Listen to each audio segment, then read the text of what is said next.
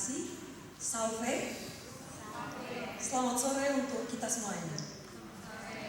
Yang terhormat Ibu Ketua Presidium WKRI DPD NTT beserta jajarannya, yang saya hormati Bapak Ibu Dewan Juri, yang saya hormati pula panitia penyelenggara kegiatan, serta yang saya kasihi dan saya banggakan, hadirin sekalian. Selama ini kita sibuk membangun jalan di seluruh Nusa Tenggara Timur. Namun kenapa bagi kita begitu sulit untuk membangun jalan keluar bagi anak-anak yang menjadi korban kekerasan?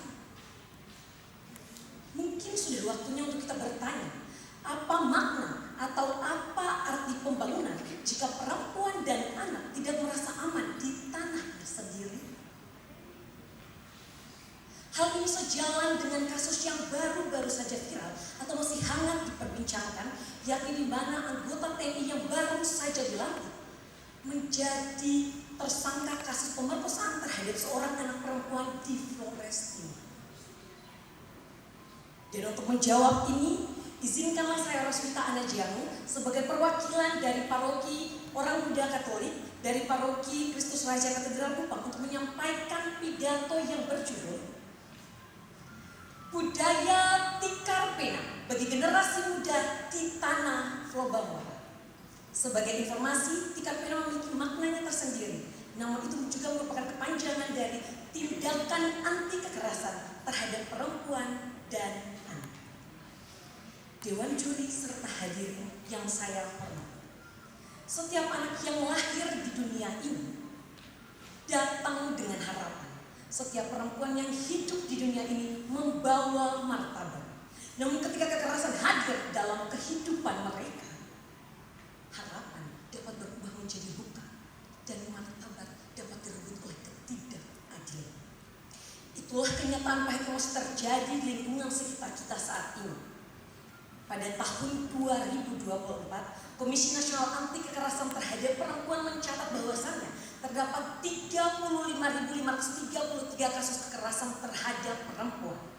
Dan pada tahun 2025, Komisi Perlindungan Anak Indonesia mencatat bahwasannya terdapat 2.031 kasus pelanggaran anak dengan jumlah korban sebesar 2.063 anak.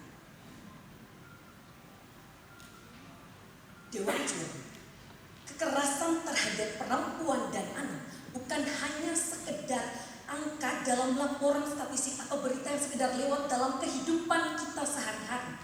Namun ini merupakan bukti nyata bahwa kekerasan tidak hanya menyakiti tubuh tetapi melukai jiwa, menghancurkan rasa aman, bahkan merenggut masa depan seseorang.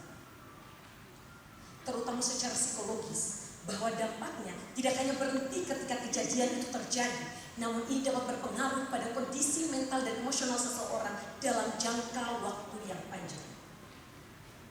Trauma akibat kekerasan dapat mempengaruhi berbagai gangguan, salah satunya gangguan psikologis seperti Post Traumatic Stress Disorder atau PTSD, di mana korban sering mengalami kilas balik kejadian, mimpi buruk, ketakutan yang ekstrim, mengalami depresi dan kecemasan berlebih, di mana memicu rasa putus asa hingga keinginan untuk bunuh diri.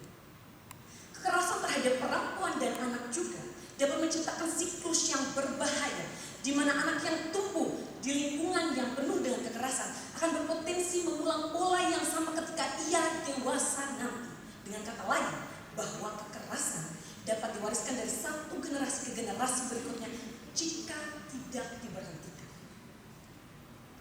Dewan juri serta hadirin yang saya hormati, kekerasan terhadap perempuan dan anak tidak terjadi begitu saja, namun terdapat berbagai faktor yang melatar belakanginya. Salah satunya adalah budaya patriarki. Budaya yang sering menempatkan perempuan dengan posisi yang lebih rendah sehingga membuka peluang terjadinya diskriminasi dan kekerasan. Ada juga ketidaktahuan akan hak-hak asasi manusia, di mana membuat kekerasan kerap kali untuk tidak dilaporkan. Selain itu, faktor ekonomi juga menjadi sesuatu yang berpengaruh, di mana kemiskinan dan ketergantungan finansial membuat korban sulit untuk meninggalkan Dalam kehidupan sehari-hari, kita sering mendengar ungkapan seperti memukul agar anak disiplin atau membentak agar anak patuh. Namun apakah kita sadar bahwa tindakan tersebut dapat dikategorikan sebagai bentuk kekerasan emosional yang dapat berpengaruh buruk pada tumbuh kembang anak? Ironisnya, bahwa banyak korban yang memilih untuk diam karena merasa takut, malu, dan tidak mendapat dukungan dari lingkungan sekitar. Dewan juri serta hadirin yang saya hormati, sebagai generasi muda, terutama sebagai orang muda Katolik, kita memiliki tanggung jawab moral untuk berperan mengambil solusi dari permasalahan ini. Nilai-nilai yang kita yakini mengajarkan bahwa setiap manusia dilahirkan dengan martabat yang luhur. Sehingga dari itu, segala bentuk kekerasan terhadap perempuan dan anak pada dasarnya merupakan pelanggaran terhadap martabat manusia itu sendiri. Dan kita sebagai generasi muda dipanggil bukan hanya untuk melihat permasalahan ini dari jauh, tetapi bagaimana kita hadir sebagai agen perubahan yang menghadirkan kasih dan kepedulian di tengah masyarakat. Kita dapat mulai dari hal-hal sederhana seperti membangun budaya saling menghargai, menolak segala bentuk perundungan, serta berani menyuarakan kebenaran ketika melihat ketidakadilan. Kita juga dapat berkontribusi melalui edukasi dan kampanye kesadaran mengenai pentingnya perlindungan terhadap perempuan dan anak. Karena sejatinya perubahan besar dimulai dari langkah-langkah kecil secara bersama-sama. Dewan juri serta hadirin yang saya hormati, perempuan dan anak bukanlah kelompok yang lemah.